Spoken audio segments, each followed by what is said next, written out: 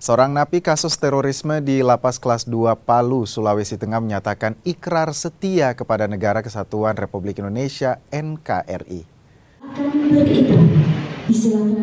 Setelah menjalani hukuman di Lembaga Pemasyarakatan Kelas 2A Palu, narapidana kasus terorisme Ihsanuddin menyatakan ikrar setia kepada NKRI. Ihsanuddin sebelumnya divonis menjalani hukuman selama 6 tahun dan telah jalani setengah masa tahanan. Pria kelahiran Kuningan ini ditangkap pada tahun 2023 oleh Densus 88. Ihsan disebut terafiliasi dengan Jaringan Negara Islam Indonesia atau NII dan ditahan di Lapas Kelas 2A Kota Palu usai jalani persidangan di Jakarta.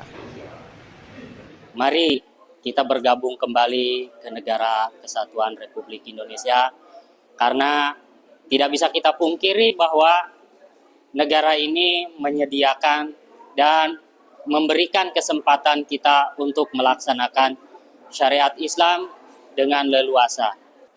Pembinaan yang kami lakukan terhadap warga binaan ini seperti biasa kami lakukan pendekatan, komunikasi, dan alhamdulillah dia bisa kembali mengucapkan ikrar pada hari ini. Dan kami tidak pernah memaksakan dia, tapi memang dialah yang diinisiatif sendiri, membuka diri, justru bahasanya kapan dan kalau bisa Pak lebih cepat lebih bagus.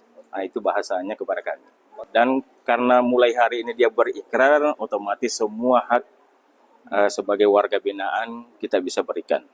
Iya, baik hak remisi maupun nanti hak PP-nya karena dia sudah betul-betul berikrar untuk mengakui bahwa NKRI ada harga mati untuk bagi dirinya.